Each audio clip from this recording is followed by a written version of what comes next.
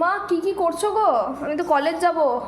এত তোমার জন্য আলু শুকনো লঙ্কা দিয়ে মেখে নিয়েছি আলু ভাতে, আর কলাইয়ের ডাল আছে, আমি চাটনিও আছে, আর তার সাথে আছে মাছের টক, তুমি যেটা খাবে। আর এই দেখছো না, তোমার বাপি খাবে, আমি খাবো, তোমার ঠাম্মি খাবে, আলুর বড়া কাজের মাসি খাবে, আর ভাইয়ের জন্য এই ফ্রাইডটা করছি, ওই যে এখনো বসাওনি। গোলা রুটি দেখো, এতে ঝাল দিয়েছি, কিন্তু ঝালটা খাবি তো? হ্যাঁ হ্যাঁ। এই যে চৈতন্য দেবের করছি,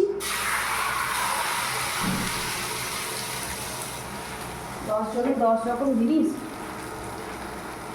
এই হলো ঝামেলা, জানিস? ওইদিকে একদিকে হচ্ছে, এদিকে একদিকে হচ্ছে। এটাতে তোর একটু ধনে পাতা, টমেটো কুচি, আর কি টমেটোটা নেই, কাঁচা পেঁয়াজ, কাঁচা লঙ্কা, নুন, একটু খাবার সোডা, ময়দা দিয়ে ডিম দিয়ে গোলা রুটি, খুবই মানে সামান্য ব্যাপার। আর এই যে আমাদের হচ্ছে এটা এখনও রান্না বাকি, সবজি কাটা বাকি, সব বাকি, এখনও সবজি কাটা হবে, এত পরিমাণে মাছ আছে, সবই বাকি।